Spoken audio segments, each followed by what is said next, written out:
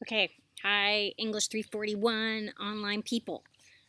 Thanks for almost finishing week one. God, I'm so right now thinking I have three of you, Jessica, Tamara, and Ismail, who are in my English 333, which is Advanced Comp for Future Teachers. I'm sure all of you are taking it or have taken it or about to. In that class, and then I also have them in this class, so I'm totally aware that you're watching videos that are in some parts similar, and so apologies in advance. Anyway, so great first week with you all. Really enjoy getting to know you. You know, it's interesting. I've taught at Chico State for a very long time, and I'm really surprised that I've never worked with those of you from distance ed before because I'm just struck by how similar our journeys are. As I just said in a previous email to 333, or a video to 333, I also returned to college after having little kids. So when my daughter started kindergarten, I went back to Chico State and finished my bachelor's and my master's, and then went on to get my PhD at Berkeley. So the whole time she was in school and Nick, my son, was in school, so was I. I'm really lucky that I had a second marriage, husband number two, Jeff, who was awesome and made a lot of that PhD stuff possible because he held down the fort a lot. I commuted to Berkeley for 7 years, sometimes 4 days a week. In the beginning, I'd drop off kids at school and make the 2.5 hour drive down to Berkeley. There were times when my advisor would say that she needed to meet for 15 minutes. And so I would drive to Berkeley and meet for 15 minutes and drive home. And since it was Berkeley, I didn't tell anybody that I had kids or that I was commuting because I didn't want them to think that I wasn't capable. Like, I didn't want them to say, well, Kim, she commutes and she has kids. So I just didn't tell anybody for about a year and a half that story. It worked out well in the long run. So I'm very empathetic to those of you who are doing this with full-time jobs and little kids and trying to do school. And all of you who are, all of you are trying to work and go to school. Totally empathetic. Empathetic, and I'm also like, well, you need to figure out how to get it done. There's a little bit of both. Like, totally get how hard it is, and then also you still got to get your cred done. So I got both going there. So yeah, really loved meeting you this week. I think our G Plus community is going well. I like it. I like that it doesn't look like school, which is my whole intention of not using Blackboard. I really don't like playing school. I really think we're colleagues. So I like the aesthetic. I get email notifications when y'all post. I can look by person's name and see all your posts. So I'm liking it as from a moderator standpoint. So let me know how it's going for you if you're having any difficulties. But I really appreciate you all commenting on someone else's. So the point of these Friday videos, I'll try to do less rambling, but the point of these Friday videos are both to kind of make sure we've done a check-in of what you should have done this week and then what's coming up, kind of a preview of what's coming up. So you had a few tasks that I'm hoping you'll finish up by tonight, even if it's 2 o'clock in the morning, but that you'll finish up by the end of today. One is that you joined the G Plus community, and pretty much everybody has. I'm down to a couple. That by Wednesday you posted an introduction and said something nice to someone else, and that was really cool. And then some of you have already done it, but by tonight, I'm hoping you will have responded to conversation about your literacy practices and the reading A Puzzle to the Rest of Us. And the ones that are there so far look really good. So if you're stuck for what to write, those are really good models for the ones that are up already. The one thing I do need you to all do is remember that our routine is you post and then you say something to someone else, because I want to develop some dialogue here. Some of you over time will even, I know, link to other articles and things that you found. But this should be us in a community together having a conversation about the teaching of reading in elementary school. So not just me responding, I want all of us responding to each other. So thank you to those of you who have done that. But please remember, even if you need to go back in later in the week, that to say, try to connect to someone else's ideas. So that's the plan this week. So yeah, by Wednesday, Google Plus, by Wednesday you've done your intro, and by tonight you've done this other discussion post.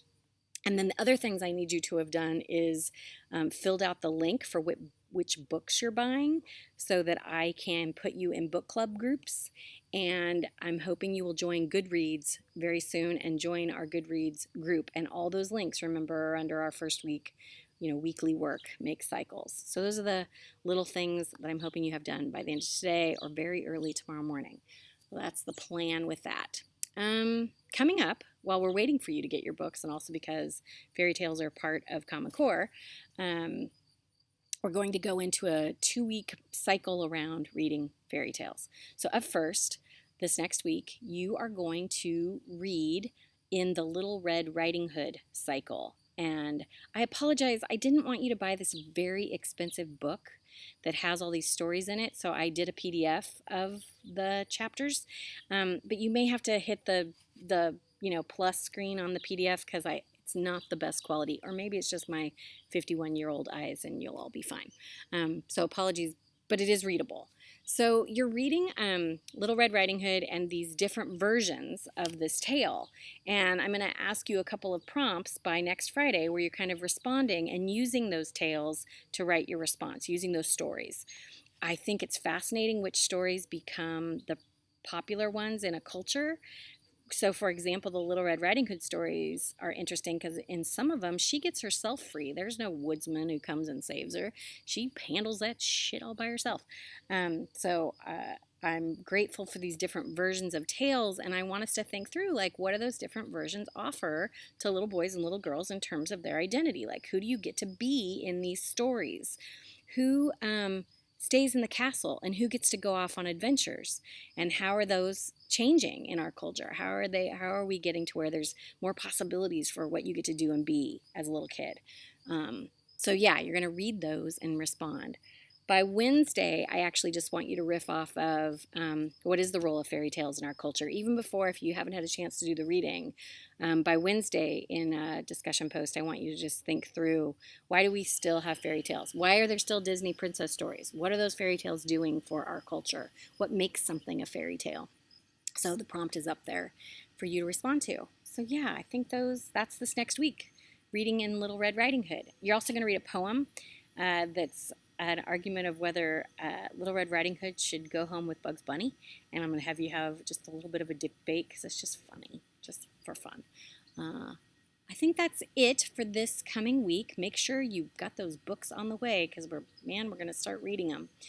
I've had a few questions about the series books, and yes, you just have to buy one book in the series, and you don't have to start with one.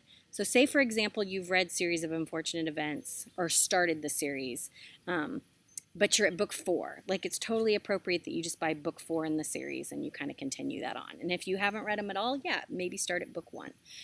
But I don't have a preference of where you start with those series. Okay, other details are, let's see. This is the way I do grading. So I don't use Blackboard Learn for anything. So I use an app called Gradebook Pro that's secure and easy to use and awesome. And it sends you to your Wildcat email. It will send you an update of your grade. And I will do that, I think, every 2 weeks at the end of these kind of make cycles. And so you'll see like what we've done to date and the grade you got on that post. I try to give full credit on these discussion posts because, again, I don't like playing school. So you do the thing and I'm going to give you the points for it because I don't want to play this whole, I gave you 6 out of 10 stuff.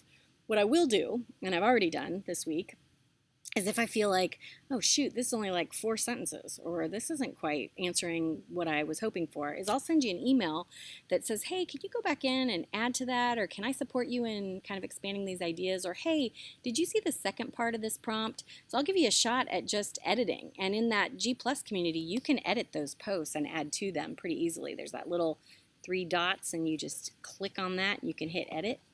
So I'll give you a heads up if I feel like the post isn't quite up to the full credit or whatever, and you can just redo it. After this week, I'm not going to take late posts, though.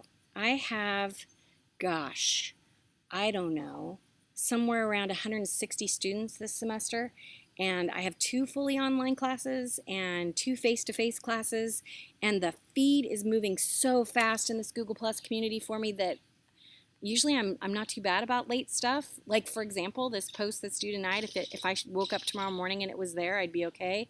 But like posting it next Tuesday, no, I just can't do it. I just can't keep up.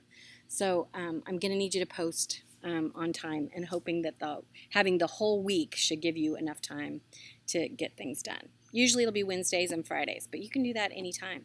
If you're like Olivia, you got everything done the Sunday before school even started, and it was so good. Thank you, Olivia. So there's that.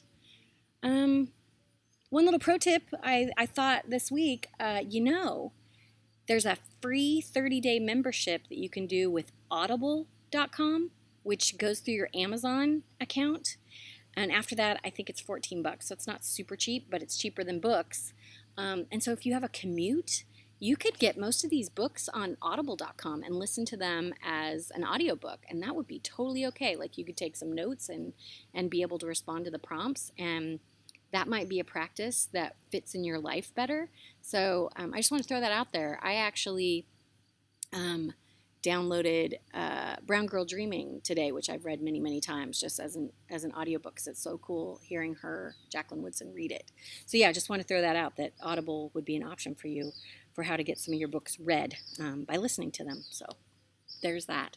Okay, I think that's all. I'm in my backyard because I was tired of being inside, and I feel so much better. And I'm hoping you get a chance to get outside this weekend in your busy lives. And I look forward to seeing you in our G Plus and Goodreads and all those communities. We'll be back on Friday with a new video. Thanks.